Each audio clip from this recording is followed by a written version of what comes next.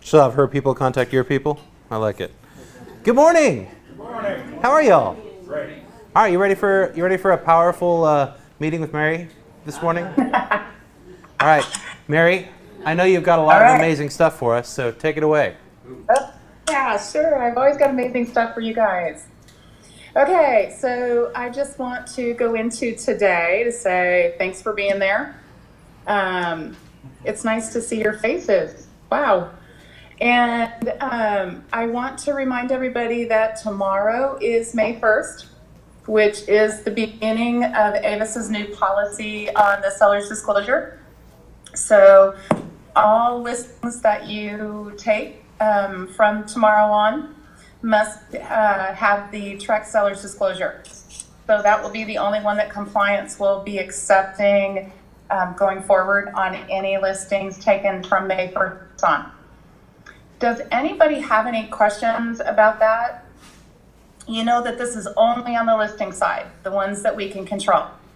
So if you accept seller's disclosure on the buyer side of a transaction, it is on a TAR, the Texas Realtor form, or on the Actress form, ABOR form. Remember that all the addendums that go with those seller's disclosures will still be needed. However, they won't be needed on the Trex form. So just be aware of that. Make sure that you guys know which forms will be needed.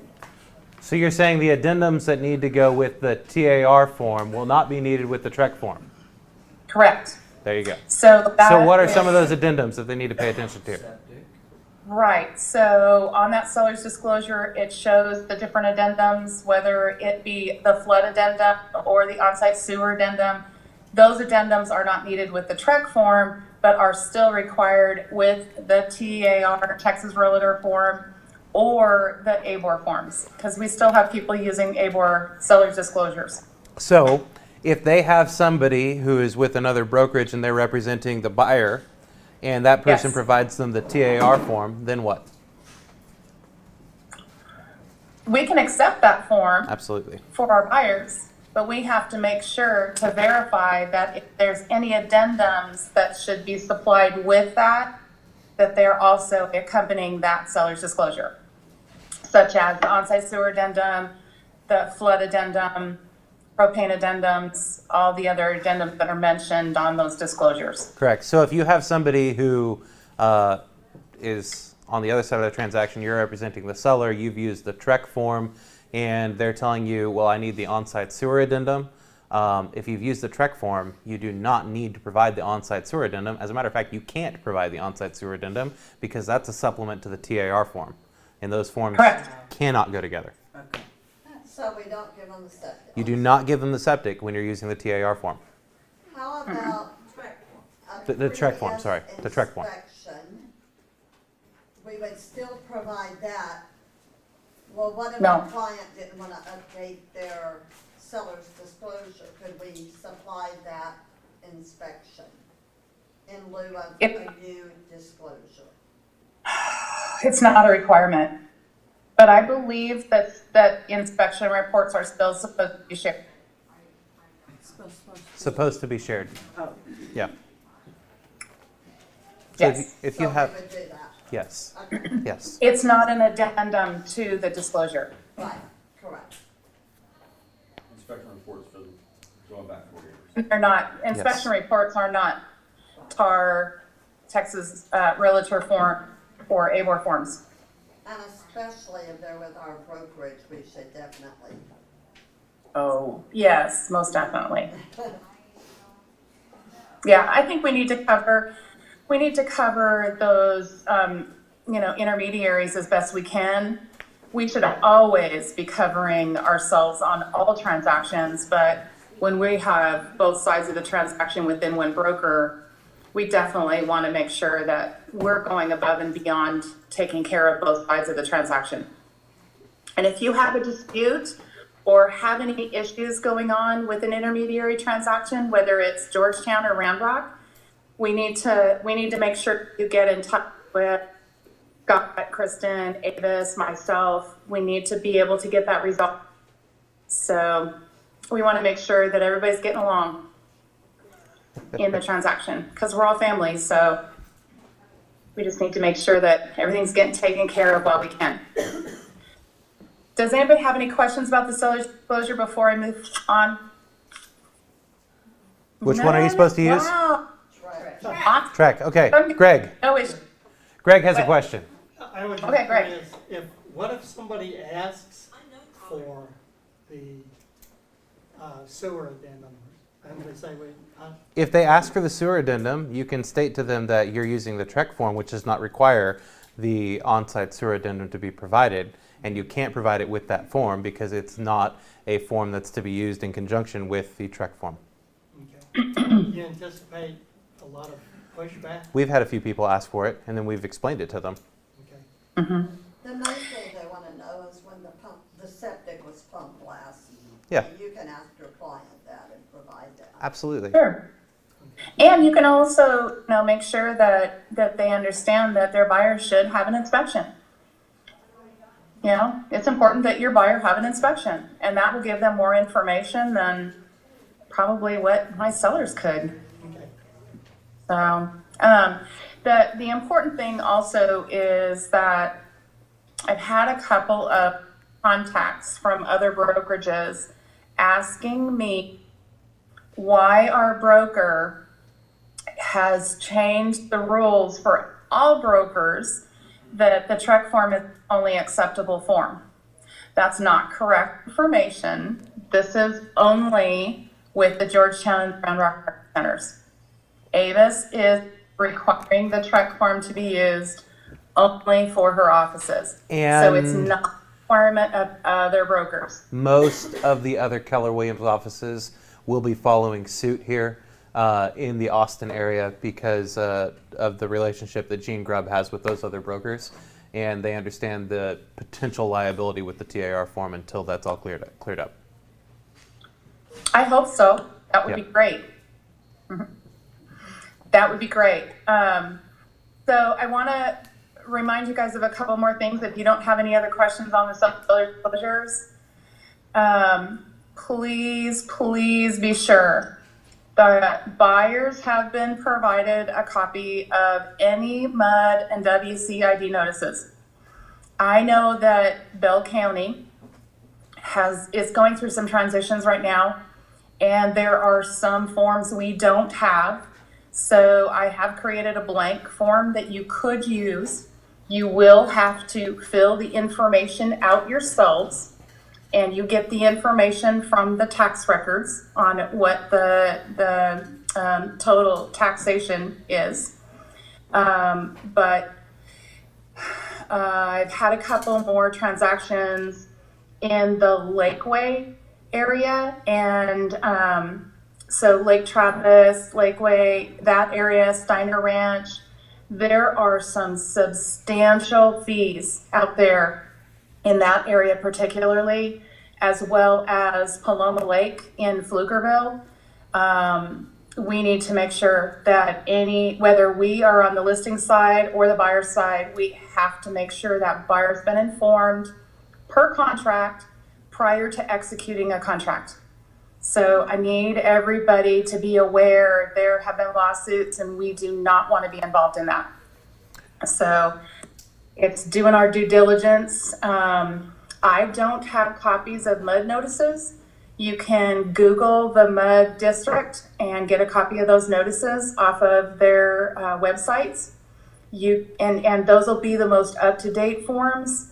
Or if you have a favorite title rep, they can send you a copy. They don't like to do it on a regular basis, but if you've done your due diligence to try to locate a copy and you can't find it, then I would go to your title rep and ask her to send you a copy of one, or ask them to. All right, So, I got a quick I question just for you. want, yes. What do you know about road improvement districts?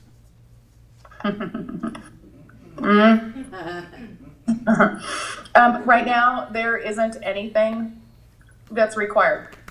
Okay. That's what I know.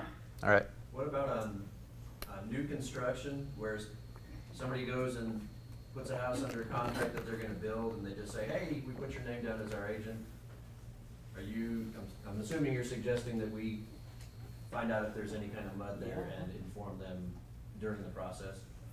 Yeah, you should pull up the tax records and go over that with your buyer and just say, here's some information I can get you about this property. You should know that, there's also a water district. The builder is required to provide the information about that if they're using their own builder forms. If they're using the TREC forms, then you're still going to want to provide a copy of that notice. Okay. And if you are on the buyer side and the seller is not providing to your buyer, it's important that you still inform the buyer. And the only way for me to know that you've done that is to have a signature on one of those mud or water district forms. Unless you can show me that somehow you showed it to them or informed them. But they need to know what the taxes are, calculated out for them if they'd like to, because some of those taxes, they're 30 cents per $100. And if you think about how much tax that is in annual rate, that can be substantial, or depending on the price of the home. And just because the city of Georgetown is providing the water doesn't mean it's not in a mud district Correct. because of infrastructure. So look on your tax records. Yeah. And if you're selling properties in Austin, please familiarize yourself with the Austin energy audits. That is not a Texas real estate. Texas real estate not mandating those inspection reports. It is the Austin Energy that is requiring those. So please familiarize yourself, get onto the Austin Energy website, get onto ABOR. They both have great detailed information, and just be informed. There are certain properties that still need to have those inspection reports. And Mary, while you're talking about that, I want to bring something up about that. The Austin Energy audits, when they first started coming out, there was a huge push by the Texas Realtors Political Action Committee, because what they wanted to do with the Austin Energy audits originally was they wanted to make it to where that audit had to be done, and then the home had to be brought up to meet energy efficiency standards. And some of these homes, it would have cost more than the home was worth to bring it up to energy efficiency standards. So when you get text messages and things like that from the Texas Realtors asking you to take action on certain things, it's super important that you do so, because us, as the biggest trade organization in the state of Texas, really do have a lot of pull in the political atmosphere out there by taking action on those things. And that was one of those places where they did a lot of the groundwork, and we were there to support them by making sure that they had the funds they needed to make sure that things like that didn't pass, because that would have been a nightmare in Austin, and it would have completely killed the entire Austin real estate market. Funny you should say that. There was a call to action yesterday, so check your emails and text messages. Yeah, there you go. All right, back to you, Mary. So if you're not familiar with whether or not a property is in the energy audit area, you definitely can call them, and they can give you an answer. They can send you a letter. They will also be able to look up a property address and tell you whether or not in the last 10 years that property has had an energy audit. If they have, then you don't have to do it again. We just need to make sure that we cover our buyer and our sellers. So in the scenario of representing a seller in that area, if an Austin Energy audit was required and was not provided to the buyer, which, by the way, is supposed to be provided before the end of the option period, if it was not done, the fines that we're seeing is $3,500 to the seller. So basically, the buyer gets a letter in the mail from Austin Energy saying your home was not audited prior to the sale, and they send a bill of $3,500. Well, obviously that's going to have a trickle down effect, and that will probably end up in the lap of a seller who will say, you tell me I needed to have this done, and there goes your commission. So we want you to please be informed if you're going to be selling properties in Austin. That is something that they are, and they're finding more and more. For the longest time, they weren't finding anybody, so it kind of got a little lax. We're not going to be lax on it because I don't want you guys losing your commission. We've already had an agent lose their commission on it, so let's not have that happen to us. And if we I work too hard for our money. Got to keep it. Yeah, if I remember correctly, that thing that comes with the fine on it also says if you don't pay it, they can turn your utilities off. Yes. Which is all negative to the buyer. Yeah. And, you know, that's what's really unfortunate because we got to get on our sellers to make sure that that's getting done. So, okay, if I can move on past that, really important. Going into the busy season, you guys have already seen, you know, the kind of a little bit of a slowdown in the reviewing of transactions because you guys are getting really busy. We have a lot of transactions coming through compliance and through the MCA to get your DA. So here's what you can do to help us. When you submit a transaction for compliance review, be sure you leave that after you've submitted and go to your green sheet, fill out your green sheet, and make sure that you submit that green sheet for MCA. Make sure that it says that it's partially accepted. The partially accepted is your final, that your green sheet's all filled out, completed, okay? If you want to put a copy of your green sheet in the file, you can. It allows you to print a copy right there from the main page of your green sheet, but it's not required. On your transactions, before you contact Ryan or I, and this is just to help our emails and text messages, before you contact us, please open your transactions, look at the status on your file. If it says compliance review, you contact Mary, me, and you ask me, you know, can I get this reviewed, or is there a reason why it hasn't been reviewed yet, or, you know, I need to get my DA as soon as possible, the title company's asking me, or the closing has been moved up. Whatever the case is, I'm your first point of contact if your file still has the status of compliance review, okay?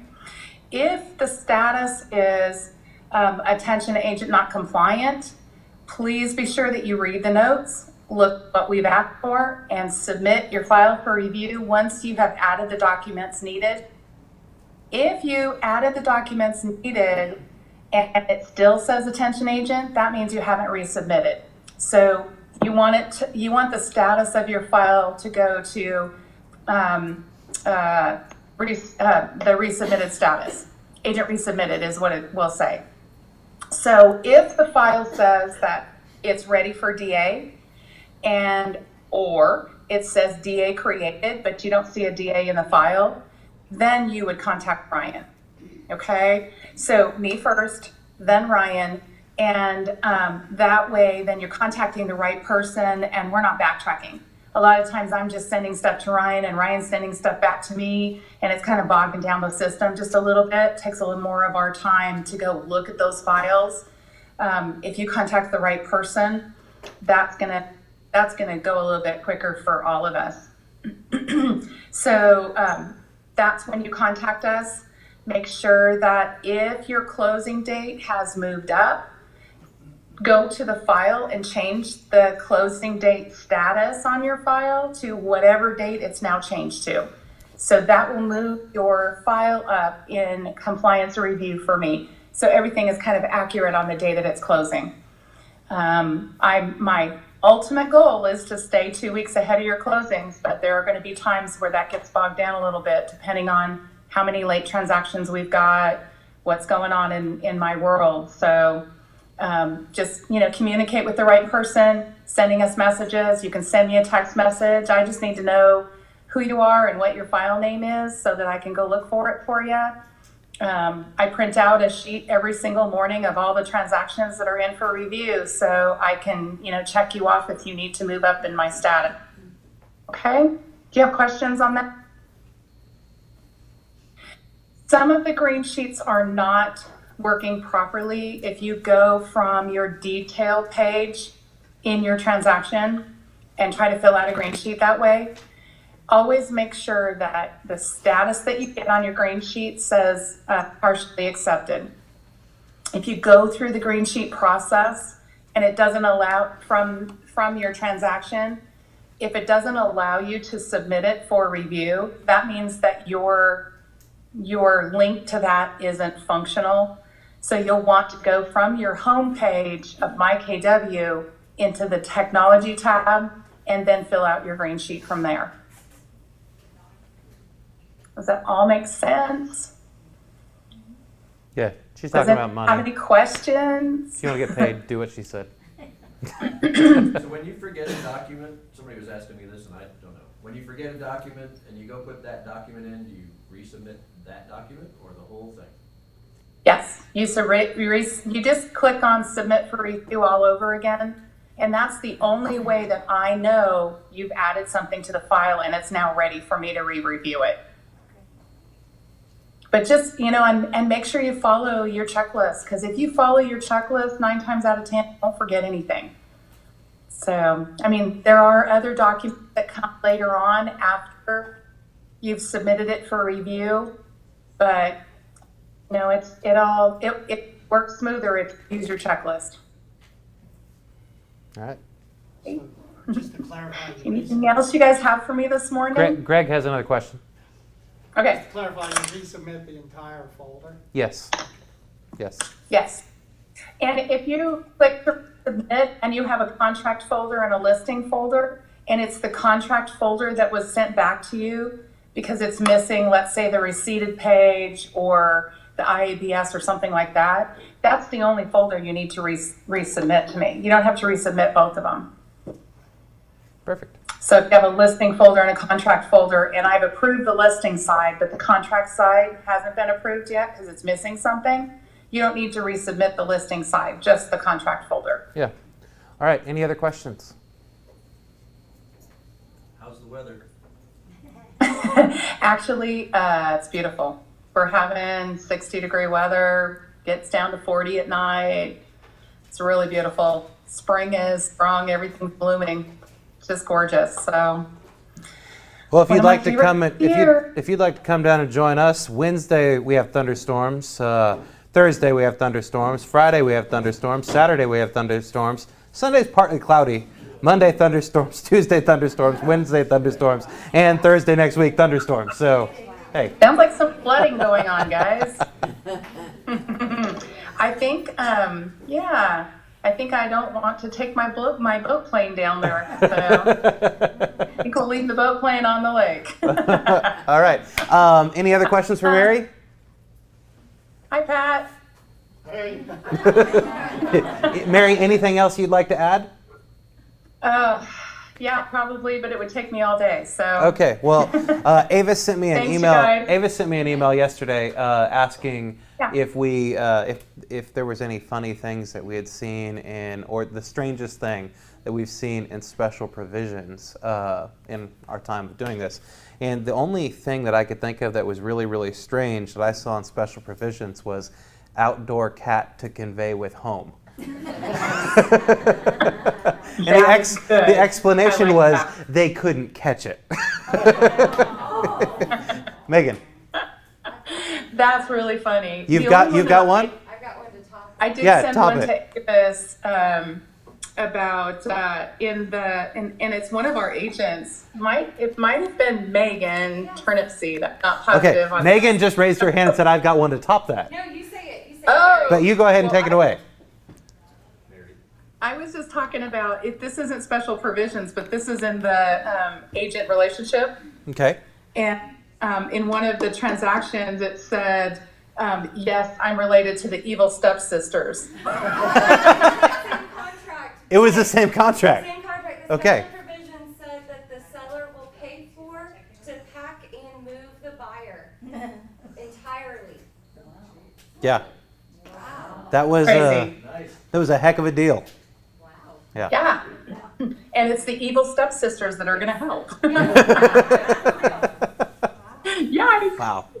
Every day, That- every day is that a new was day. Really funny. All right. Thanks, Mary. Let's give it up for Mary. Thanks, guys. Have a good day.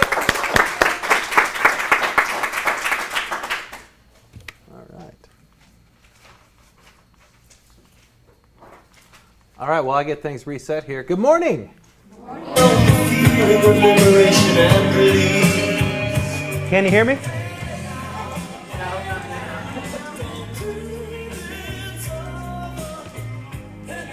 Hey, now you calm down. That was a little loud. Everyone wearing yellow, black, sitting. All right.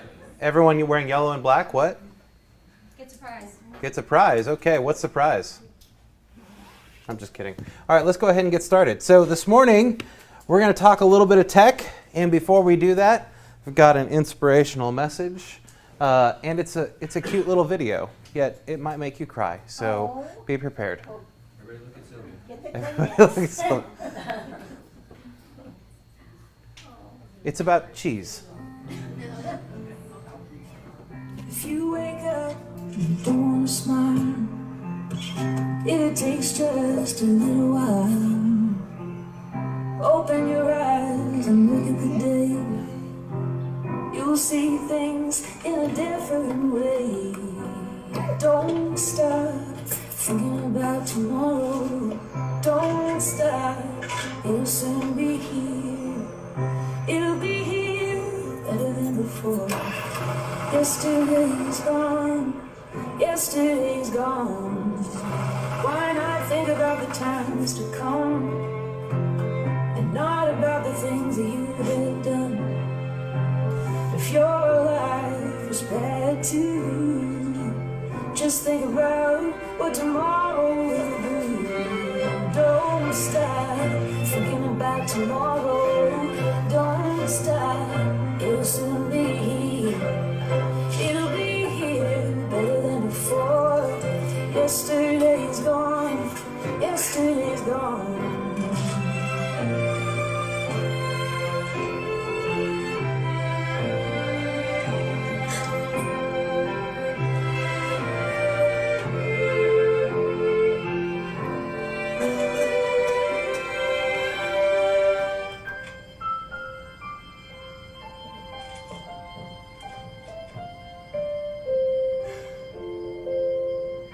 All I want is to see you smile.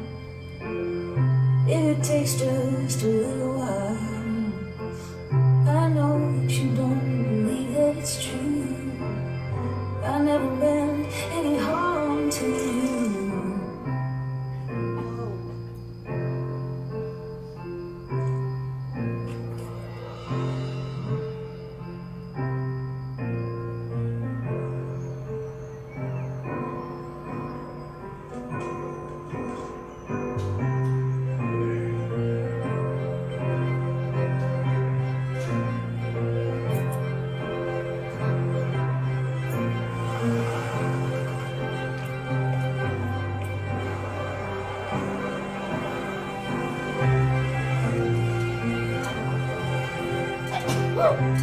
Bless you.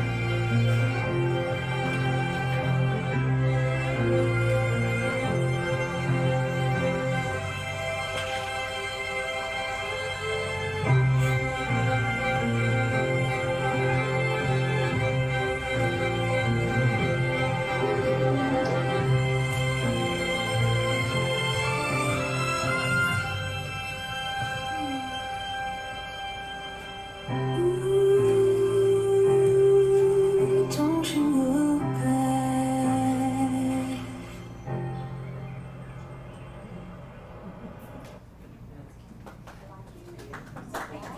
What'd you think? Was it cheesy, Tom? I knew you were going to say that. Yeah, I thought about that all morning. I thought Tom is going to say it's cheesy, and that's where we'll go from there. No, I mean, the message of that story is traditional is incredible, and sometimes in order to take things to the next level, we need to expand upon the shoulders of the people who came before us and be creative. And so she changed hers to creatively cheesy or whatever it said there at the end. And if you think about that, that's what Gary Keller's doing with our company right now, is he's taking us into a whole new creative rendition of what real estate's looking like. And there was an article that came out yesterday on Inman, and today.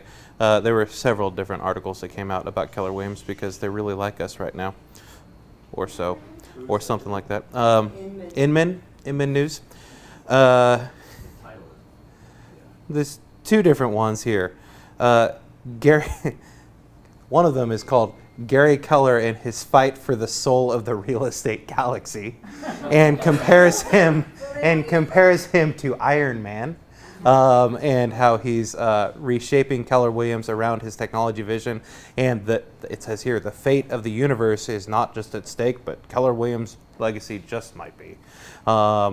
Because it says, in a scene from a new hit movie, Avengers Endgame, Tony Stark, a.k.a. Iron Man, if you haven't seen the movie, I'm sorry, I'm going to read it anyways. Robert Downey Jr. asks, it's not going to give the whole movie away. Calm down, people. I haven't seen it. I'll see it when it comes out. I'm not sitting in the movie theater for 3 hours and 20 minutes. Asks Rogers, a.k.a. Captain America, do you trust me? After a pause, Steve responds with, I do, before they link hands to do battle. So it's comparing Keller Williams to the Avengers movie that just came out, which is pretty awesome. And there's a lot of stuff that's changing, and a lot of stuff is changing quickly. Things are happening quickly. And I get to spend the next 2 days at Keller Williams International with Gary Keller and Josh Team. The first day is with some agents that they've invited, and the second day is only with team leaders. And we're going to talk about the changes that we see happening. We're going to give input on things that we want to see happen. And it's going to be a pretty powerful 2 days. So we're working to make sure that this is the easiest process that you could ever have in our business. And it's not going to be simple all the time. So we're going to have many, many opportunities to get involved with technology trainings and things like that here in the Market Center, because if you don't adapt, I am confident 3 years from now, you won't be in business, because our industry is changing quickly. So, what's that? So, well, yeah, absolutely. And I'm also confident in the fact that that we can all sit down with you and help you to get to that level that you need to be at and be extremely competitive while doing so. So there's great things that are happening in our industry. Are some of the things a little bit scary? Yeah, absolutely. Just know that we're doing everything that we can to make sure you're protected and our industry's protected at the end of the day. And with that, I'd like to give a little bit of gratitude. Lauren, thank you so much for everything you do for the Market Center. And today is Lauren's birthday. So, yeah. So let's sing happy birthday to Lauren. Happy birthday to you. Happy birthday to you. Happy birthday, dear Lauren. Happy birthday to you. Way to go. Yeah, many, many more. So you're 27 today? Yeah, that's what I'm going with. Okay, perfect. I like it. Pretty shitty for 27. Oh, come on. Give yourself a little more credit than that. All right. And I've got another video from Ellen that I found. So let's take a look at it. Okay, so this is a listing for a house in Canada. So if you're interested, all right, and look, here's the ad. It says all this home needs is time, love, attention, and bring your scrubbing brush and your paintbrush. All right, and here's why they say that. This is the house. But see, that's just on the outside. I'm sure the inside's fine. They say bring your scrubbing brush and your paintbrush. You should also bring your bulletproof vest. You can make an appointment to see the house, or you can just do a drive-by. That house is $379,000. Can you believe that? Seriously, that's we're not kidding around. This is a 4-bedroom house in Madison, Wisconsin. Yeah, look at that. That looks nice, right? Completely fine. Nothing wrong with that. Here's the description. It says a fieldstone fireplace, wraparound porch, Storm/wine cellar, spectacular room to grow marijuana.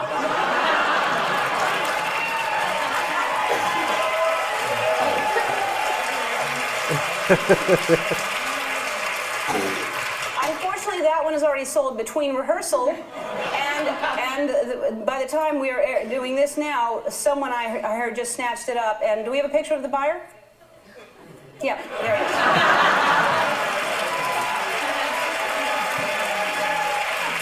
Congratulations, Woody. Woody Harrelson loves real estate. I'm sure it's This is a townhouse in Santa Monica, California, and it says it's a hip, modern, 2-bedroom, 2.5-bath townhome with a huge loft in Santa Monica. This is the inside. There is the hip dining room. This is the modern kitchen, and the loft with a stripper pole.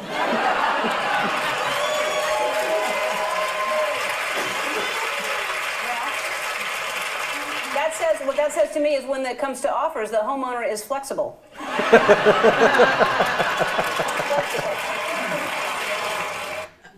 All right, hope you enjoyed that. And then I found, after that meme that I found of Leonardo DiCaprio last week, I found another one. This one says, hey look, it's a collage of all the homes Zillow accurately evaluated. All right, and now we're going to go ahead and go into some command stuff, because this feature that I'm going to show you is going to end up replacing green sheets. So you won't do green sheets in the future. You'll need to learn how to use this. But you still need to do them now. You still need to do them now, just not in like 6 months probably. But the more you get used to it now, the better off you're going to be. So.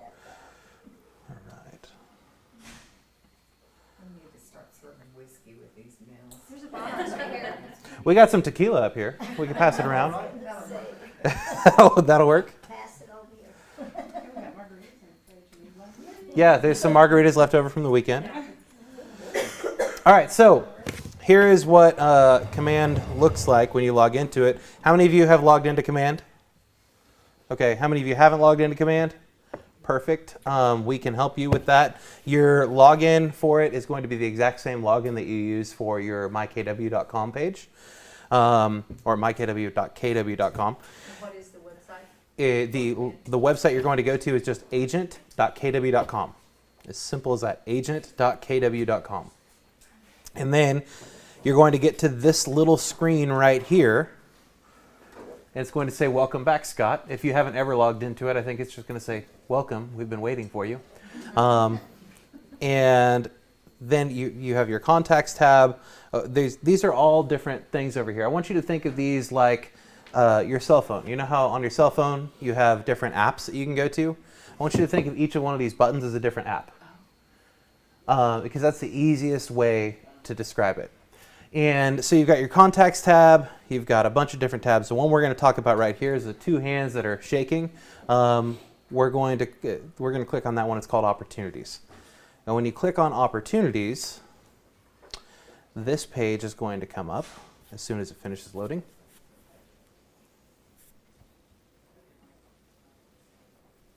When it finishes loading, there we go. All right, and it's going to look like this. So this is going to be your pipeline for listings, for buyers, and for leases if you choose to do leases as well.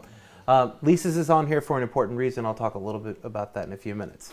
But this is what it's going to look like. And the way that Josh's team described it to us was, if you were to go to McDonald's and purchase a cheeseburger, you're going to pay $1.08 for it, right? Was it worth $1.08 the entire time? No. So he used this example. When it comes off of the conveyor belt at McDonald's and is a frozen meat patty, it's worth like 3 cents. And then it goes onto the truck, it's worth 10 cents. The truck starts driving to McDonald's, it makes it to McDonald's, it's worth 25 cents. And then the patty goes onto the grill, they cook the patty, or however they cook patties at McDonald's these days, I don't know. Once it's done, now it's worth 50 cents. Then they put the bun, the cheese, the pickles, the onions, the ketchup, and the mustard on it, and they package the thing. Now it's worth 75 cents. They roll it up, put it in their little thing, flip it on that little sliding thing that they've got there, and now it's worth 90 cents. They take it from there, they put it on the tray. Now it's worth $1. You swipe your card, you pay $1.08, only at the point where you've finished the entire burger and you've wadded up the wrapper has it reached its entire value of $1.08. And he said, that's how major companies are looking at what their potential profits are like. Why aren't we looking at it the same way in our real estate business? So they've done the exact same thing for us. So now you've got Cultivate, you've got Appointment, you've got Active, you've got Under Contract, and you've got Closed. And then over here on the far right-hand side of the screen, it has probable income and it has potential income, so that you can see how your McDonald's cheeseburgers are doing or your real estate transactions are doing along the way. And then it's going to learn you and who you are and how you do business to make sure that it knows exactly what your closing ratio is. So based upon what I've done here, all of these people that I put in are just fake, and I've been using them for examples when teaching people this.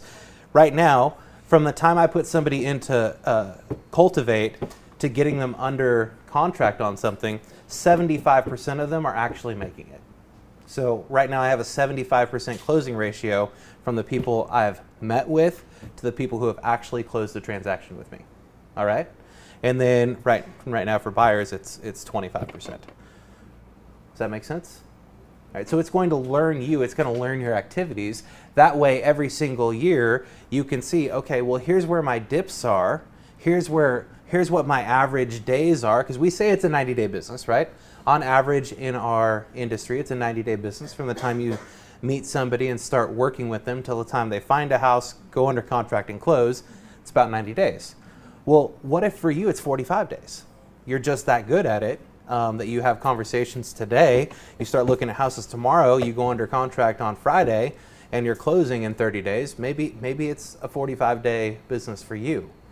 So if you look at this graph down here next year, once you've already been doing this for a full year, and you see, oh my gosh, in July, I have a big dip here, and you see down here in this area that your average time that you've been working with people is 18.1 days or 47 days or 90 days, then you can start to see, okay, well, I need to start working on this activity this many days before that dip happens, so that I have people in the pipeline that are going to fill that spot. Yes? I have a question. So when I work with new agents and they're coming on board and we're setting up their CGI goals, down there in the ratio, you know, one of the questions that it asks, what is your conversion rate from listings taken to listings closed? Is that 75% sort of that what you hope to achieve? Well, with the CGI goals, yeah, you can figure 75% when you're helping them with that. Right, but is that kind of what it is in actual, that 75% of it that you've closed them? For me and what I've done on here to play with it, yes. Right, okay. Now, if this could be 89%, it could be 92%. It's going to learn you. It's going to learn you. Yeah. And though it gives you, that's kind of a gauge what you can set for your goals for next year. Correct. Right? That now you're not at 75%, you're at 89 or 90, and I want to push that to more. Correct. And then that graph, is that activity that's sort of a multi-year trend? Correct. It's going to be a multi-year trend. It's going to go back, it'll go back all the way 7 years at the point in time, which has been around for 7 years. But right now, you can start today and start using this tool and then be active on it all the time. Now, this tool is going to be important, like I mentioned, because this is what's going to replace green sheets. All right? This is going to give the data that we need to be able to create those green sheets when there's a price change or something like that. You're going to make those changes in here so that Ryan will be able to see everything that we as a market center have in the pipeline and when the closing dates are, because that's going to be one of the questions on here. And then it's going to help her to make it so much easier to create those green sheets because all of the data is right here and we know based upon everything that's happening in your file. Now, this is also going to integrate with the transaction management system soon. Right now, it's just a place to store your activities. So let's go ahead and create something. So the way that you create an opportunity is just by clicking that top right-hand button over there. It says Create Opportunity. And then I got to choose Georgetown. You won't have to worry about that. Opportunity type, is it a listing? Is it a buyer? Is it a tenant? Or is it a landlord? We're going to go ahead and say that it's a listing. All right, so contact. Greg Barber. Greg, you're buying a house from me today. All right, and then, so it's going to create the opportunity there. You're selling a house with me, actually. Barber listing.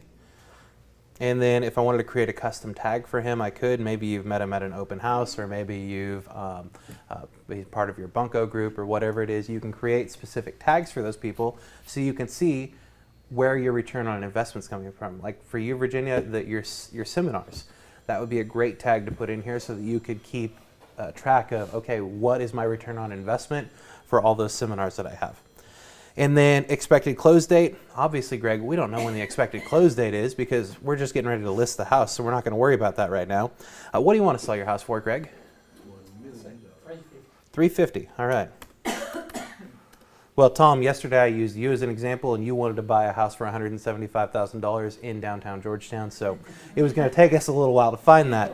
But then when we worked through the process, you raised your expectations to $450. So, yeah, exactly. Yeah, I knocked you upside the head. All right, and then right here, opportunity phase. Where are we at? Are we at cultivate? Are we at active? Or have we had an appointment? So for the sake of doing this right now and walking you through the whole thing, we're going to say we're at cultivate. So Greg and I have just had a conversation. He said, I think I'm going to list my house at some point in time. That's going to be a cultivate because now I'm going to need to stay in contact with Greg, right? To make sure that he doesn't go and have a relationship cultivated and grown into something with someone else. Oh, dear Lord. All right. Yes. All right. So then stage here, watch, nurture, or hot. So I'm going to call Greg a hot lead because we had a conversation and we're ready to go. All right. So then we just go ahead and create opportunity. If you have any notes. On the required fields right now. I'm actually, you can fill out all of those things, but I'm filling out the things that I think are the most important if it's just somebody you're cultivating.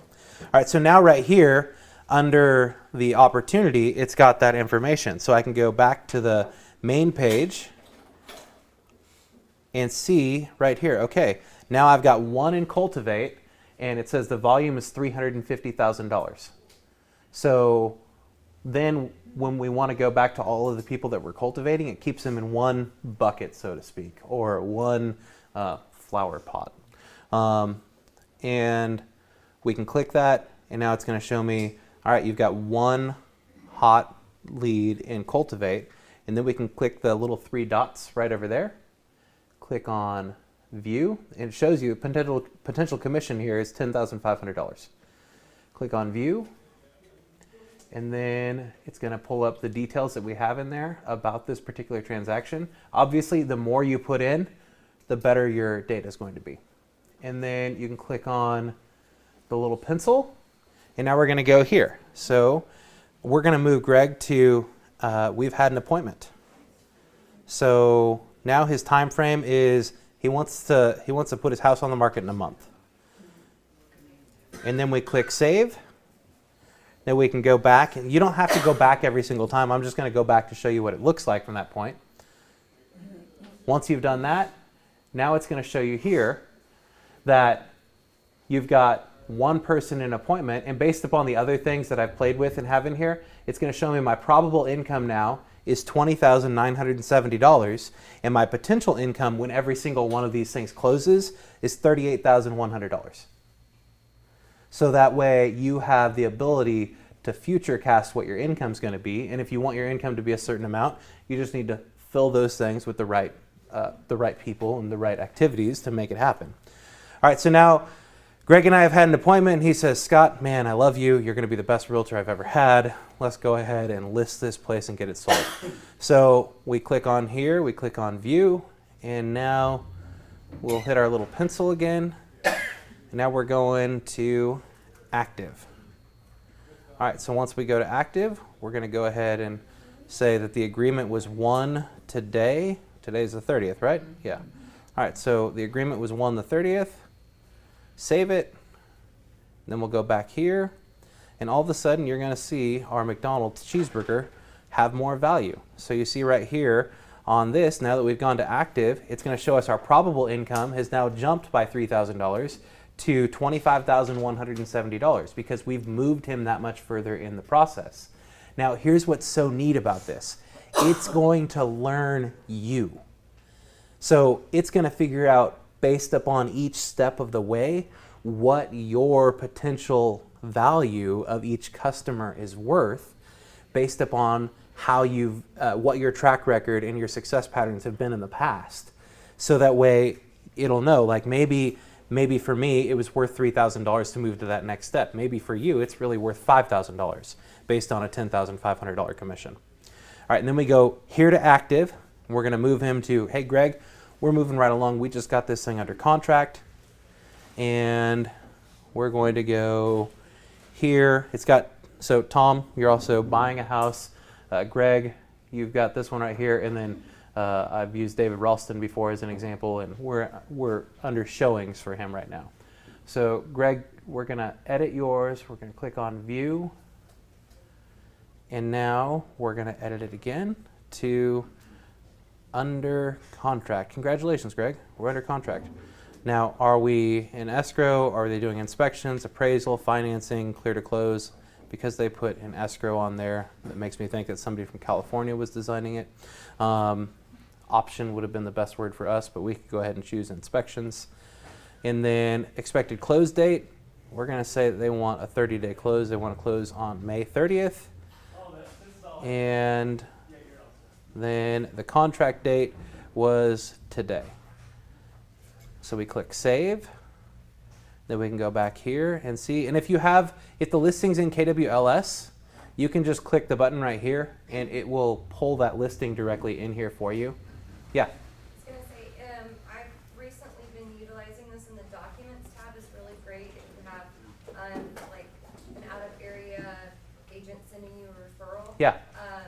I found that super useful, since especially if it's something that's a couple months down the line and that can get lost in your email. I was really excited about that tool, being able to have that. Exactly. All right, so now we've got Greg moving right along. We're going to go back to the opportunities tab here, and we're going to see that our potential income has just gone from, what was it a minute ago, $25,000? Now it's gone up to $29,370, and now our potential income is $38,100 because we're under contract. And then once you get it closed, there's actually going to be two ways that it can close out. When Ryan creates a DA and the checks have all been received, she can click a button and it'll close it out by creating the DA, or you can go in and close it out yourself as well. That way you can see, like I said, where your money is coming from. So your potential income here, once it closes, is for, if all four of these things that I have in active and under contract close, potential income $38,100. Does that make sense? Was it hard to follow? Yeah. And if by chance that you get the call from Greg that he wants to list his house with you and you're not at your computer, you could do it right in Kelly, correct? Absolutely. Yes. Yeah, so you can adjust all of these things through Kelly as well. You can pull up your sales pipeline and see exactly what's going on and who you need to be in contact with. I just did that, and the little command down at the bottom, you don't see this screen, but there will be that teal bar that you click on that says go to command, and you log in and you see this screen. Correct. Yeah. Any questions about this? Is there a process where they're going to be based on your, I mean, I'm just thinking about dot loop where you show something as now it's pending or whatever, will it automatically feed, or is it going to be completely? Yes, it will automatically feed, and not yet. We still have a contract with dotloop for, I think it's like 12 months, in which case our, what's that? Wipe your left cheek. Oh, Your other left. There thank go. you. All right. We still have a contract with dotloop for about 12 months, I believe, in which at that point in time, it will completely change to our system and those things will all integrate with one another, so that you won't have to keep everything in here. It'll update it through the process. When you accept a contract and you go under contract with something, it's going to update your pipeline for you. Will our old files move over? Your old files will, from Dotloop, they will not move over. We will have a server here in the office where we store everything for you, so you will have access to everything you need. It's a good idea to back your stuff up. Yeah, I would encourage you to, as you go through your files, to make sure that as you go through your transactions, at the end of it, download the file and get a hard drive or something like that and save it on your hard drive. We will have it for you, and if you're like me, you're going to want your own copy of that too, because it's always easier to just grab it yourself than come to us and say, hey, I need this, and we'll go dust the server off and take it out. No, I'm just kidding, we won't do it like that, but yeah. So what does it look like with several listings on the same day or within 2 or 3 days? Yeah. Just click back on what- So if you have a bunch of listings, like, man, I'm killing it, guys. My average time to go under contract, 9.4 days from the time we cultivate to the time we go under contract. It's awesome, and it's not realistic. So when you click on that, it's going to show you all of the ones that you have right here. So right now, I've got this one that's under inspections. If I want to go to active, then it's going to show me the other ones here. I've got the Ralston listing and the Tom listing, and then any. Show them how they can drag and drop it.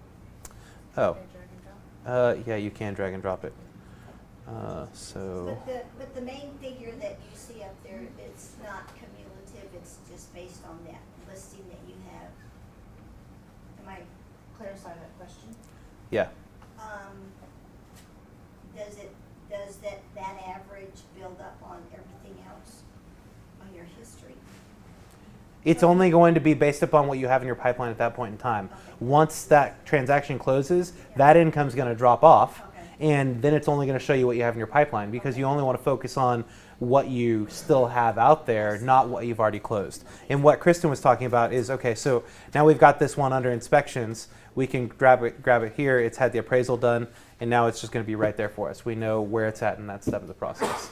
So if we have multiple things that are out there, like maybe we've got a ton of people over here in Cultivate, and now we've moved them to, no, not Cultivate. Maybe we have a ton of things over here in escrow or inspections that are under contract. We can just drag that and drop it, and you don't have to re-input information. Yeah.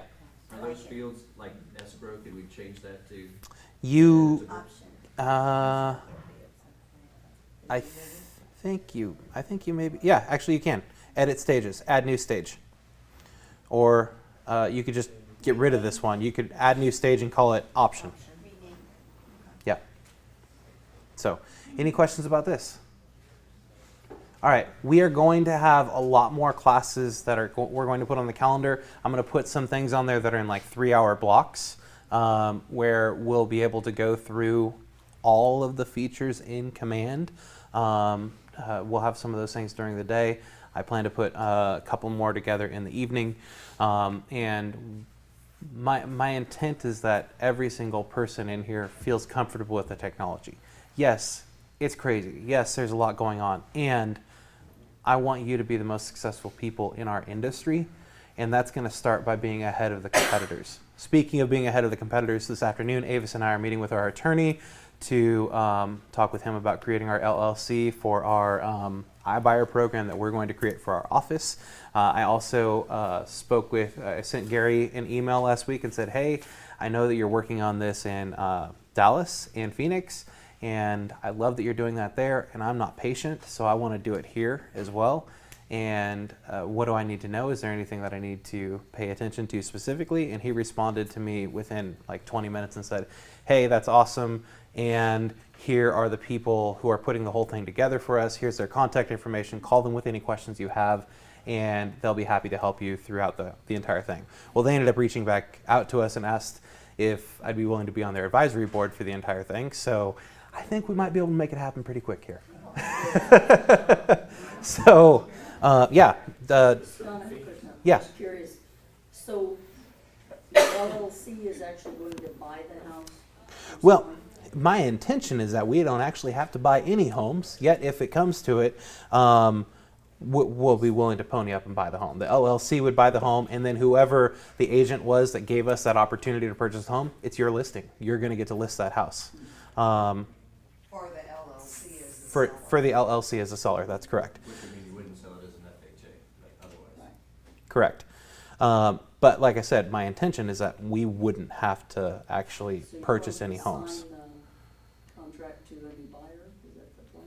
Well, no. So what we'll do is we'll create advertising materials that basically what, hang on, let me get back to this. Basically what Open Door's been doing, and we'll give you the ability to advertise the fact that you can do an iBuyer option. So iBuyers right now, if you go through that process, you're going to lose approximately 15% of what the value of your home is worth. So ours, at least, ours will be similar to that. What we'll do is if you're going to go on a listing presentation and you have somebody who is seriously considering an iBuyer, we will put an offer together for you and say, hey, we are willing to buy this house for this amount of money. And then what we want you to do is create a net sheet that would show them what they'll walk away with if they go with the iBuyer option.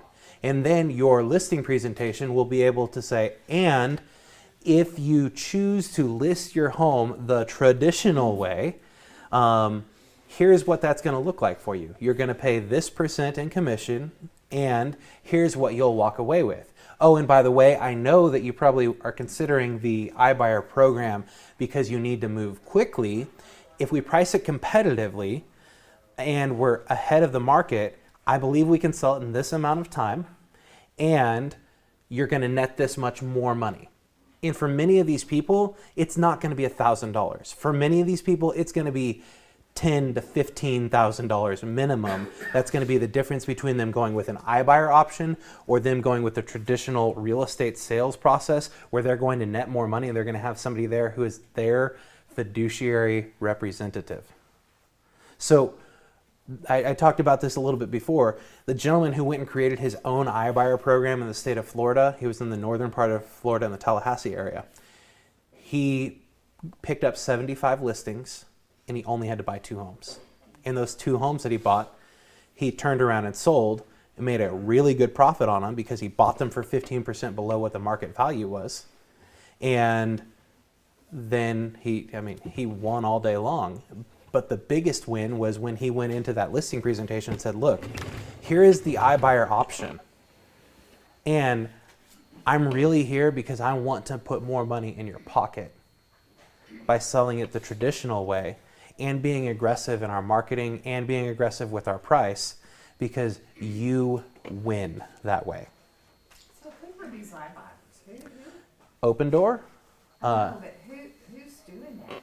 They're funded. They're funded by hedge funds.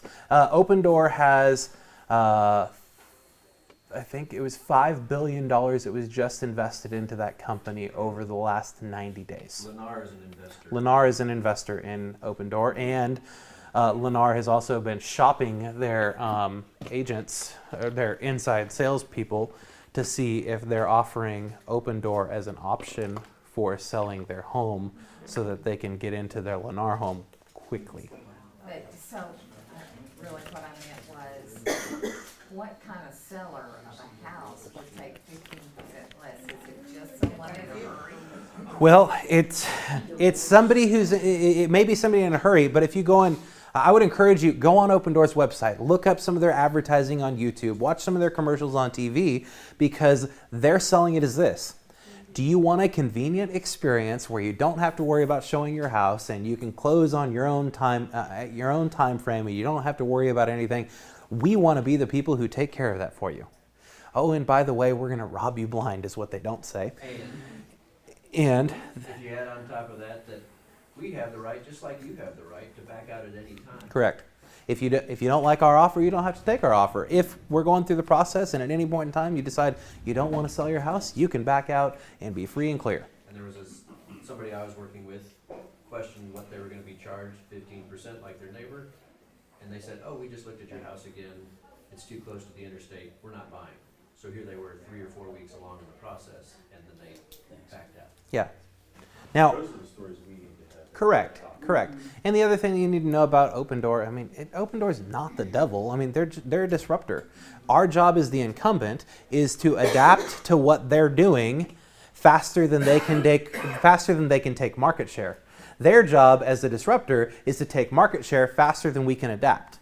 I think we can have our program up and running in 45 days that gives you a value proposition to where you can go out and advertise, hey, Keller Williams Georgetown has an iBuyer program. If you've considered selling your house to Opendoor or any of these other places, give us an opportunity and we'll show you what we'd be willing to pay for your house. Scott, what I love about that too, so we were talking about on the seller side just a minute ago, but I had a client the other day that we actually went to a home and it was an Opendoor. Yeah.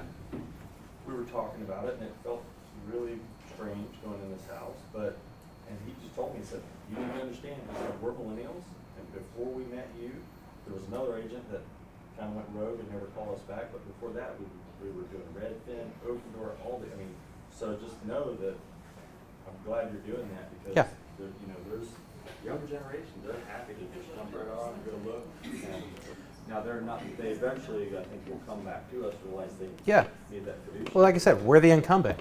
Our job is to find what they're doing and implement it as fast as possible. Just like, we used the example before of Facebook and Google+. Google+ came out and said, we are the Facebook killer. Does anyone use Google+ anymore? No. There was a couple of things that Google+ had that Facebook didn't. Groups and video chat. And people liked Google+ for those two features for about a month, and then Facebook all of a sudden had groups and video chat because they were the incumbent. They needed to move quickly so that Google Plus didn't take market share away from them. And Google Plus, I think it was 2 weeks ago, they officially said, Google Plus is dead, we're getting rid of the whole thing, your app will no longer work. So it worked out well for them. So we're doing this to make sure that you have that value proposition so that we make sure that Opendoor dies a quick death, not a slow one. Yeah. Okay, so I'm trying to follow this totally. So if, let's say Tom goes out and your listing they talk about, they really want just a quick and dirty deal and they want to sell to our program here. Yeah. Who does the paperwork and who does all that? Right now I'll put the offer together. Okay, so yeah. you have a whole team that just does that. Mm-hmm. Yeah. And then as soon as we close on the house, we're going to say, hey, Tom, let's sign a listing agreement. And we, the LLC, is going to sign a listing agreement with Tom, which is ultimately Keller Williams, but it's going to be a completely separate company. And that listing agreement with Tom is going to be Tom's listing, so that Tom will list it. It will be a 6% listing. So that's our choice as an LLC. We don't want to screw anyone out of that. Yeah. Did Tom make anything on the first part? Not on the buy. Just like with Opendoor. You're not going to make anything if they choose to go with the iBuyer option, because our intention is that you use this to go get more listings. And we will help you. I'm going to put a listing presentation together that I will train you on how to have the most powerful listing presentation when you're presenting the iBuyer option and you're presenting the traditional real estate process. Because I don't want to buy houses. That's going to be a nightmare. Yet I know that I have to create this because it protects you and it gives you that extra value that you can then offer to the consumer. If we have to buy 10 houses, we'll do it if that 10 houses is going to pick us up 1,000 listings. Right. And I think it will. Because the gentleman in Florida, 75 listings, purchased 2 homes. Now, if it were falling, Gary wouldn't be doing it. Exactly. The whole purpose is we want you to pick up more listings.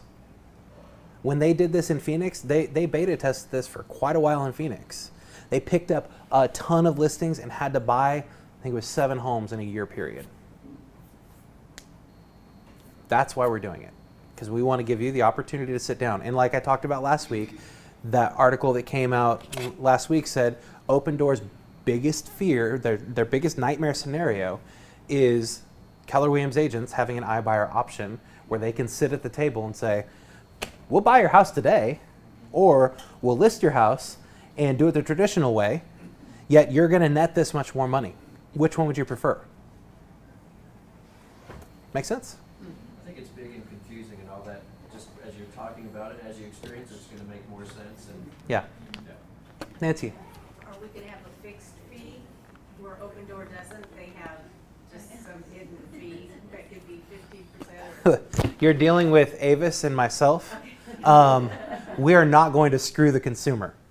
Right. We are going to have an inspection, and we are going to request that certain things are done if they go with the iBuyer option, because we want to make sure that we're still making a wise investment. Yet at the end, Advance versus yeah. the other process that's a week before they're supposed to close, then the inspector shows up and says, oh, we're still gonna buy, but the plumbing isn't plumb and the whatever, the windows don't open. We as I'm speaking in generalities here because I'm still meeting with our attorney at 3:30 this afternoon. And when we draw these documents up, we're still gonna ask for a 7 to 10 day option. And we're going to get it inspected because we have to be smart about this. And we're going to do the same thing that Open Door does. I'm not going to buy a house that's $750,000. It's not going to make sense. Open Door is not going to do that either. The bread and butter neighborhoods are going to be under $400,000. Sun City, Gerald, the places that make financial sense, which is also the places strategically where Open Door is sending out letters week after week after week after week after week saying, hey, we'd love to buy your house. Well, guess what? We'd love to buy your house too. It's right there on the back wall. Yeah, that's what it's going to be. While it's going to be a completely separate entity, we're going to follow who we are as a company. It's got to be a win-win for us. It's got to be a win-win for them. And which is why, leading into the next point, before we go there, I don't feel that Perry Homes is a win-win for anyone right now because they're screwing one of our agents in a big way, and they've screwed several of our agents out of their commissions by the representative saying after they're under contract with one of our clients, hey, you know, if you talk to your realtor, they'd probably be willing to give 2.5% of their commission back. Yeah, so until the Perry Homes guy calls me, I'm not letting them back in our office because of that. Because I can't, if they're willing to do that with somebody who works in this industry and is going to bring people to them every single day and not be willing to work with that person, and it be under contract for $495,000 and then appraise at $440,000, and they just say, oh, sucks to be you, you're going to buy the house at $495,000 regardless. If they're willing to do that with somebody in our industry, what are they willing to do to the general consumer who goes there unrepresented? Right. So I think you should go into that more deep. I think you should explain to people what's going on. Absolutely. So that they're educated when they go to the next home builder.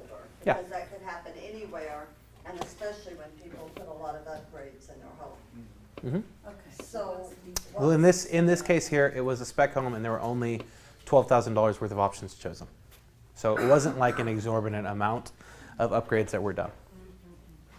so Yeah. were there comps in the neighborhood that showed that exorbitant price? Well, Obviously not. Or did the obviously not, appraiser- because today they put it back on the market for $25,000 below what it was under contract for. But they weren't willing to negotiate with the buyer. So the buyer could get out because it didn't appraise? They couldn't get out because it's a builder contract. So the builder's saying, we're keeping your option, or we're keeping your earnest money, and we're keeping your the 50% that you put down for the $12,000 in upgrades that you chose. And then there's telling the buyer to go ask their agent for the money? Well, the buyer is an agent in our office. But there have been other times. But there have been other times, yes, So where they've done that. with those contracts, you can also come up with addendums. Was that person putting down more than 20%?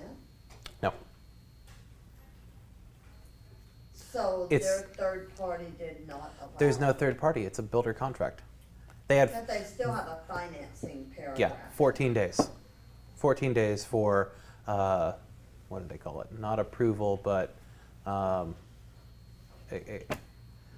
forget exactly what the words that, yeah, I forget exactly what the words were. Yes. Hey, is this iBuyer, is that just for this office, or is this gonna be something we're gonna? This is something we're creating specifically for our office right now. Do you foresee this to be? It will, in, Williams? yeah, it's going to be a nationwide product eventually. I don't want to wait. Yeah. I don't So- think we can wait. So this is kind of a pilot right right here? Yeah. Okay. Yeah. All right. So Scott? Yeah. Last week at our meeting, you said that the iBuyer program would be available by May 1st. Is it still? I never said May 1st. No. May 1st is when they're launching it in Dallas and in Phoenix. If I could launch it tomorrow, I would launch it tomorrow. I think for us, it's going to be 45 days because we're meeting with our attorney today to create our LLC and all of the documents that we need to be compliant with the state in order to have that separate entity. Yeah. All right. He said we may be the first realtor in Georgetown to do that. We will be the first company in Georgetown to do it. We'll be the first Keller Williams office in Central Texas to do it. So this is a huge value proposition for you. All right? And it'll bring other agents here. Yeah, if it does, great. I'm all about you, though. So, all right, let's keep going. What do we got going on in the Market Center? A lot of things. The Tech Time, we just did that a minute ago. I don't know why it says Mastermind Takeaway in Tech Time. All right, Command Central, if you haven't come to that, come and join us every Monday at 9:30, from 9:30 to 10:30. We're out there in the open area. Bring all of the tech questions that you have. We'll do our best to answer them. If we don't get to them that day, we will follow up with them later that week. All right, and then Rad Robin Scripts, I still have the wrong time on here. It's from 12 to 1 on Thursday. And then June 4th from 10:30 to 11, it's going to be during our team meeting. Bill Jones is going to come and talk to us about HOAs. He's like the person who lawyers call to come and testify about, as an expert witness about HOAs in the state of Texas. He knows his stuff. He runs the largest property management company in Bell County, and he's very, very good at what he does. He's also happens to be best friends with Avis and was a former commissioner of the Real Estate Commission as well. And I don't know if you guys knew this or not. I'm sure you saw it. Avis is no longer on the Real Estate Commission. She's officially done her 12-year term. Over. All right, and then Legal 1 and 2, we're going to have that here in the office again on May 24th. If you're interested in that, I'll have an Eventbrite that will be available for you that you can sign up for. Cost is going to be $35 for both Legal 1 and 2. And please do sign up. Yes, if you need just Legal 1 or, what's that? How many hours? It's 8 hours altogether. Yes. So just make sure you sign up so we know that we have enough food.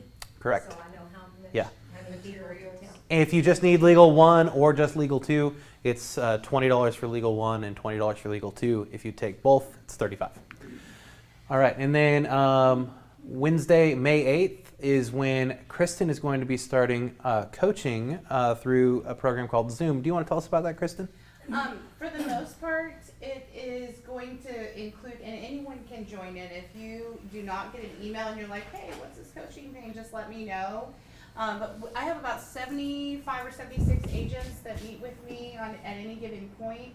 And so all of those people will get an email. It'll be an invite. This will be weekly, every Wednesday, unless for some reason I'm traveling or out of the Market Center. You can dive in from your cell phone. You can call in from your computer. It will be a video. So it'll be like a classroom. We can see you. You can see us, unless you kind of, block us out. You can do that too. If you're like in your jammies in bed, that's fine, which you won't be after you're on the coaching call. And it's really about best practices. So we're going to be talking about anything from how do I do an open house, how do I pump up my open houses, make them successful, where should I be marketing, to best practices and CMAs, best practices for writing multiple offer contracts. So if there's a topic that you want to be coached on or have questions about, just email me.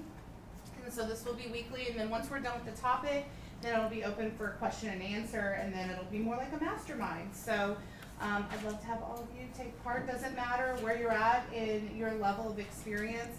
I think we can always grow a little bit from coaching. So. Great. Yeah. Any questions about that? It's through a program called Zoom. Yes, it's called Zip into Zoom, and it'll be coaching. It's basically video coaching. Yeah, thank so that way Zippity Doodle. You don't necessarily have to be in the office. You can call in from anywhere, and you'll get a link, and it'll tell you how to follow through. There you go. Yeah. All right, thanks, Kristen. And then there's going to be a class on May 8th called What Do I Do Now? Will and Probate and Guardianship. That's going to be from 10 to 11, and that's going to be immediately followed right after by who, what, when, and where of marital property and divorce. That's going to be from 11:15 to 12:15 on May 8th. Those are both provided by Independence Title, right? Capital Title. Are we gonna tape it? No, because those are, I believe that you get continuing education for those 2 classes. Yeah. So we can't look at it online? So what, I will ask them if we can do it. Most of them have said no. Because we wouldn't get continuing education if we listened to it online. That's true, you would not. Interesting. Yeah. What was the question, Megan? no, they answered it. Okay, perfect. And that's for continuing ed for sure. I believe so. Yeah. Quantum Leap, not the show from the 80s, but the actual Quantum Leap class. We're going to have that here in the Market Center on June 6th from 9 to 5. If you've never taken Quantum Leap before, I think it's probably the best class that the company offers. How many of you have done really, really well in taking 8 weeks of Bold? Okay, one whole person? All right, well, Bold is being rewritten, but Bold is a powerful class that works on your mindset and everything like that first and really helps you to think bigger. Well, this is one day where our intention in teaching this class is to get you to think bigger, to realize that you're going to have, that you can have any kind of life that you want to. And, you know, I want to make you cry. I want to get you on the point of tears where you're just so excited about the things that you can do in your life that you're just so ready to walk out that door and take action that day. Like I said, it's spoken many times to me. I've taken it with Dick Dillingham. I've taken it with Holly Prescott. I taught it with Holly Prescott last year. I'm going to teach it here in the Market Center on June 6th from 9 to 5, and I'd love to have you come and be part of that. It is not a real estate specific class. You can bring vendors, you can bring family, you can bring your husband, whoever you want to bring. This is a class that will speak to everyone. And again, let me know if you're not. We will have a sign up available for you to do that class as well. There will be a fee for that class for the materials, and then all of the proceeds will go to KW Cares for that event. And then do they have a Quantum Leap for 18-year-olds? I was just going to talk about that. So on, well, I was going to talk about it, and I will still talk about it because I know it's in here. There's a contract for that. No, I'm just kidding. There's going to be a contracts class with Kristen from 9:30 to 2:30 on May 10th. So make sure you're here for that. And then, Quantum Leap for Teens is going to be from 9 a.m. to 4 p.m. here at the Market Center on July 14th. It's on a Saturday.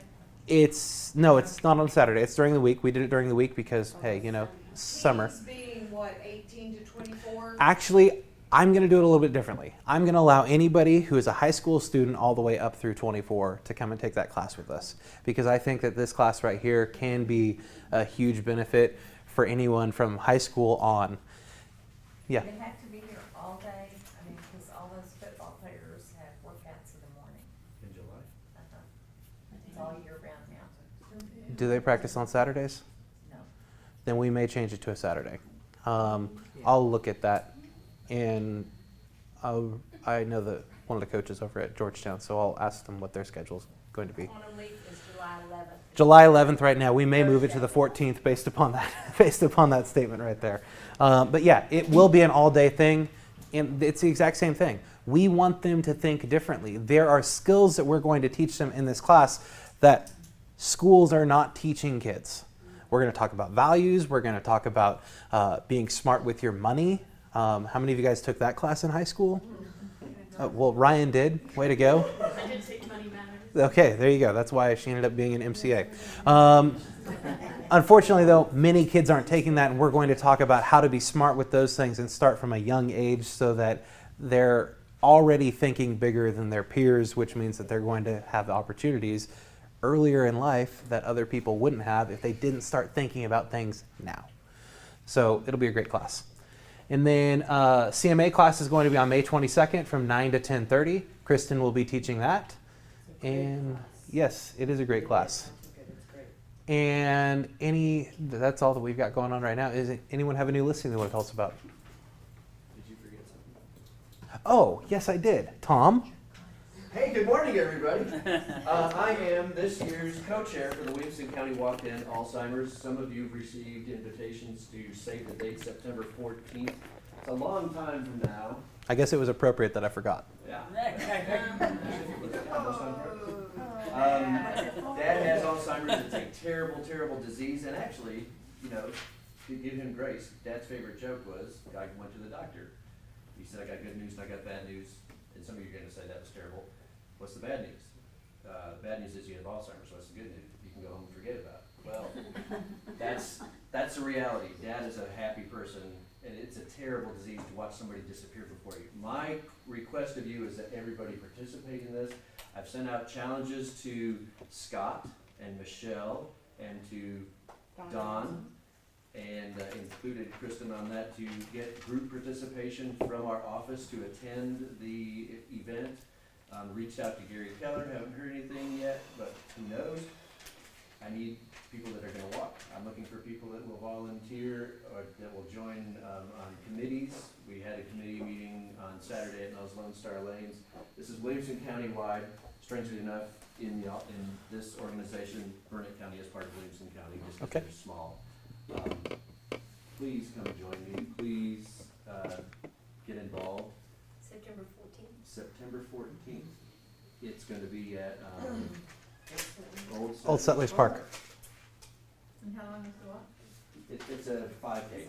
It's a 3-mile walk, and there's a lot of people. Last year I was the MC for it, and they had, you know, oh, Tom, we're going to have a script for you. Well, we hand me a microphone, and that's okay with me. I'll just talk. Well, no, I had to follow the script. And we got to one point where it says, now, Tom, you'll talk about a personal event in your life. And oh man, about fell apart in that. I want to give you just a real quick example if you don't know anybody that has Alzheimer's. Last week, my sister was helping my dad. She actually quit her job, sold her house, and moved in with my parents to help with him. And she grabbed him by the cheeks and said, Dad, I miss you wherever you are. And that killed me. It's a dreadful disease. Please come and help. If you have any questions, let me know. I'm in. I'm into. Sweet. All right. So with that being said, does anyone have? Yes. Okay, and. Yeah, your Bible study. May the 10th, we're having a Bible study in here. It's a book study, actually, and it's Living Past the Lies. It's for women, and it's 6 lies we tell each other or ourselves. And it's from 9 until 10:30, and you do have to sign up. The only cost is for the book. And so that's it. And that's going to go how many weeks? 6 weeks. Great. Okay. Yes, Greg. Tom, I don't understand, what's the next step? I mean, you said you're looking for volunteers. So we have committees that exist, and those would be getting donations from companies, getting team formation, marketing.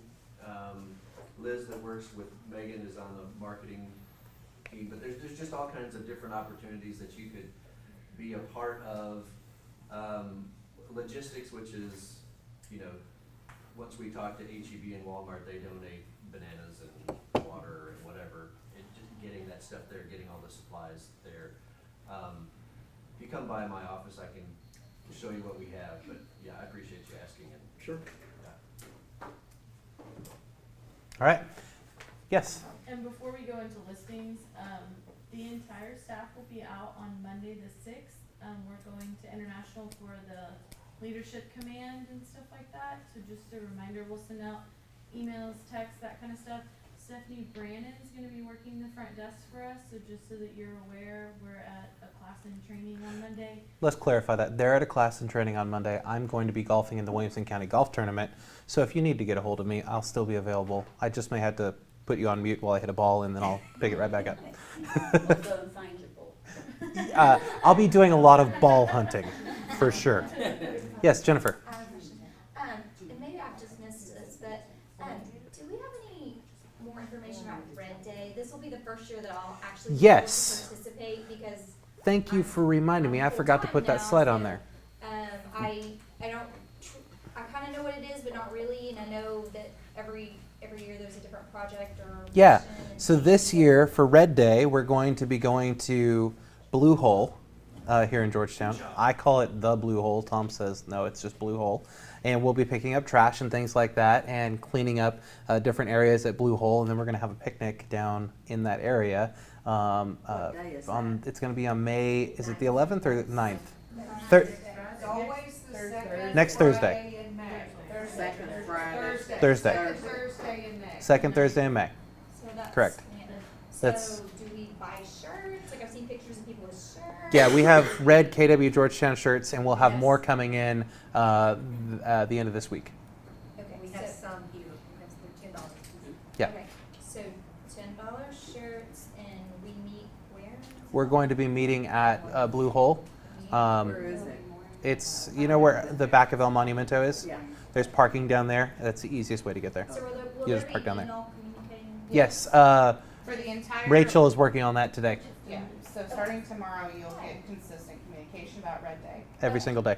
Okay, I was just wondering, I thought maybe I missed. Nope. No, no, All right. No, the Bible says June 10th, not May 10th. June 10th. There you go. All right. Anything else before we get into listings? All right. Any new listings? We're only going to do new listings today because we're already at 12 o'clock and we got to get the sponsor in here. So, any new listings? I have one coming up in Hanover, 220. Okay. Single story?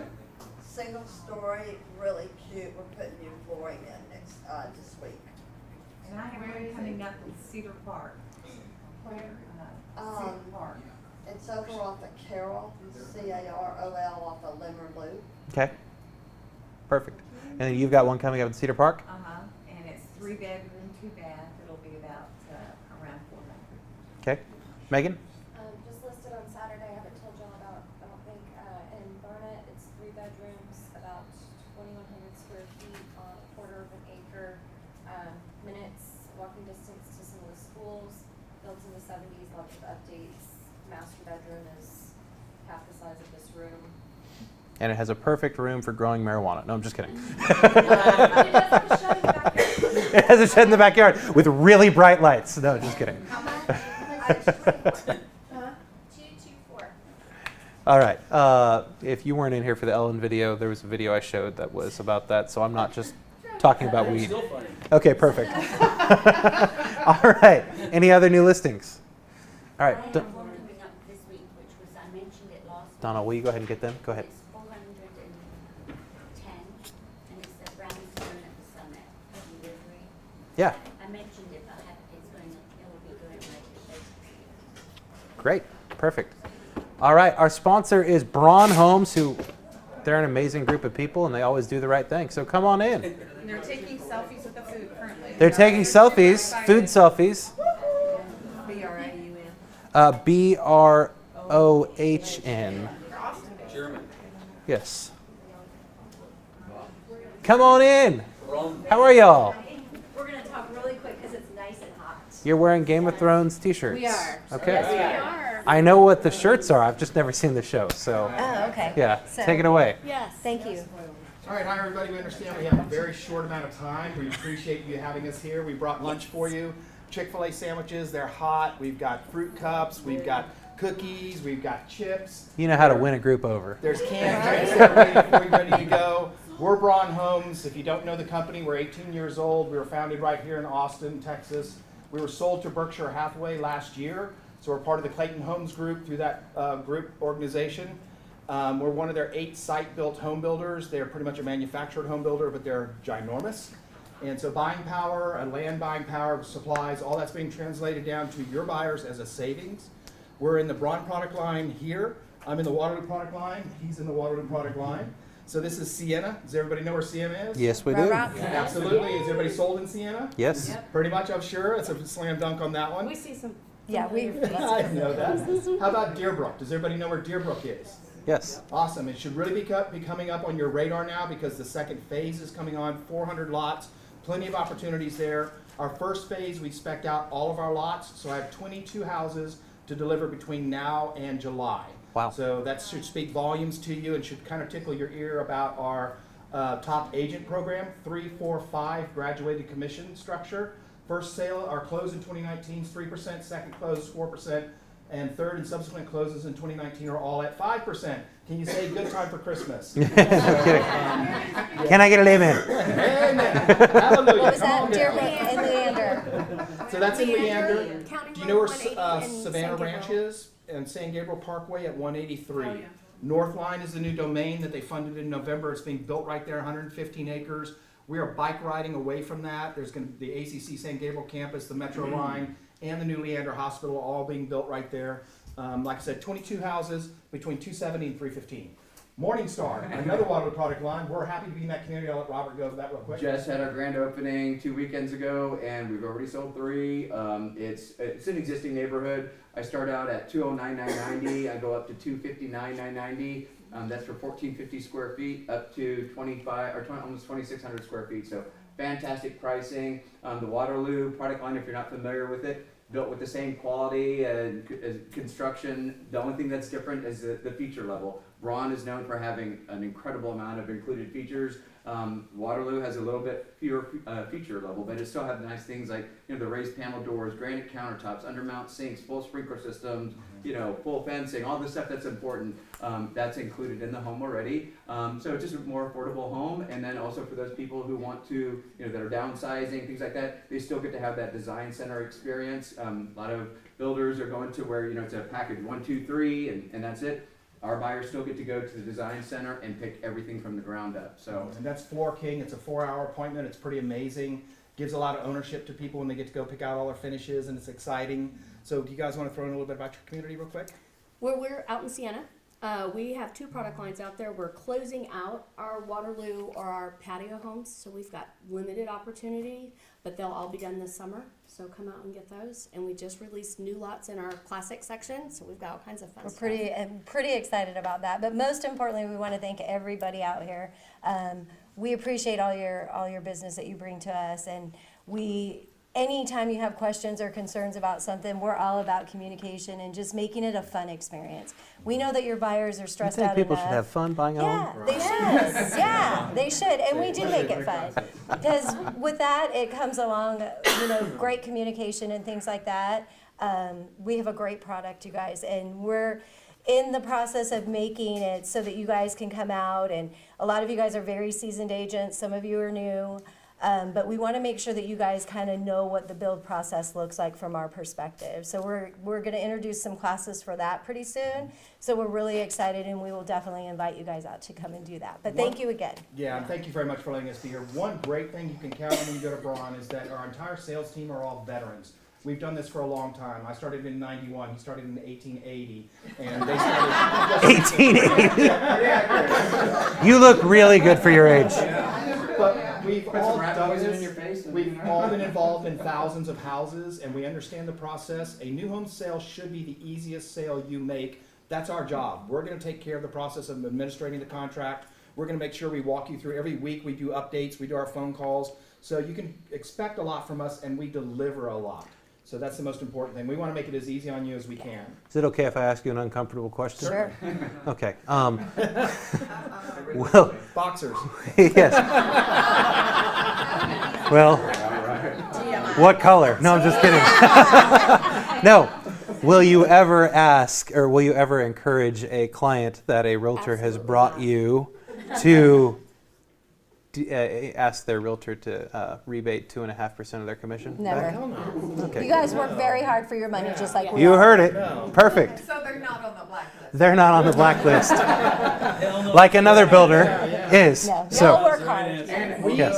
Many of us have held our licenses Yeah. for a long time, Right. and we know the value of We it. absolutely do. And we know that they like to come out on their own, without, You guys, they're have really the guys good that at try that. to negotiate something on the side. We We don't allow vet that. them thoroughly. Have you spoken to an agent? How did you hear about us? Have you has an agent done anything with you? We make sure that you are going to be taken care of. The only thing that we do ask is that you just give us a call ahead, and let us know that somebody's coming out, because we know they're going to come out on their own. But we don't require that you be there, You can hold them by the phone hand and bring them register. in. You can phone register. You can is the bottom text. line. Just don't go grab the yellow page and be like, I'm registering all of these people. Don't do We that. want you to be procuring cause, but we also, understand you're very busy. So once you do that handoff, we're going to support you. That's what we're here Great. for. Let's give it up for them. One last thing. We are expanding since we were purchased. We're gonna start having our own neighborhoods. We're going from 400 houses this year to 1,000 next year. Ron's gonna be all over your radar. We're gonna help you make some money. Great. We're gonna put the flyers around. I suggest taking photographs of these because there's too many to carry with you. It's kind of like killing trees. But take photographs. You'll have them in your gallery. We'll post them on our Facebook page. That too. would be awesome. Yeah, and you'll know where our inventory is. Thank you so much. Yeah, You guys thank you, are- everybody. Thank you. Enjoy your lunch. All right, everyone. Have a powerful week. We'll see you later.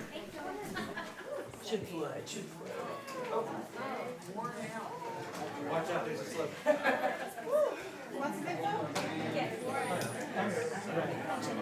Jennifer. Nice to meet you. That's right.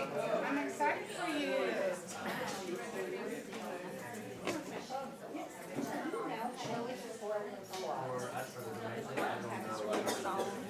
Hey, Brenda.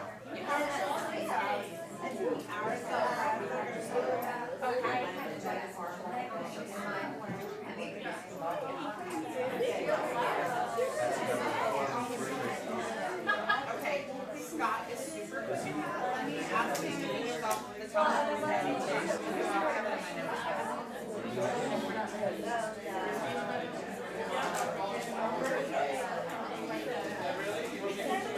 Yeah, let me ask him if dog wants to play frisbee or cat.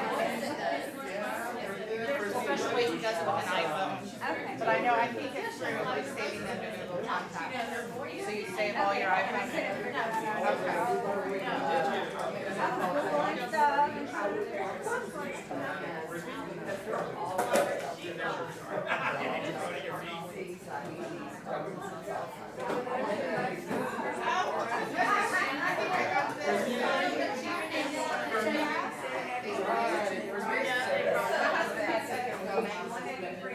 That's one in here in San Gabriel Parkway. So you know where the Metro line is?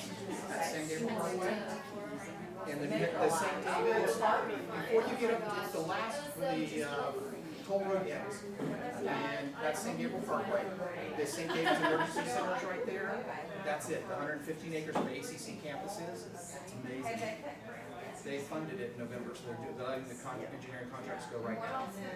5-acre city park is going to be downtown for Leander. So there's a concert stage in the middle, like 5 acres, thousands of people will be able to gather there. Surrounded by domain-style shopping center, hotels, restaurants, bars, movie theater, all that. Like they brought Chick-fil-A, like that's a good thing. He's actively selling it. We actually did the South Lake Development Town Center.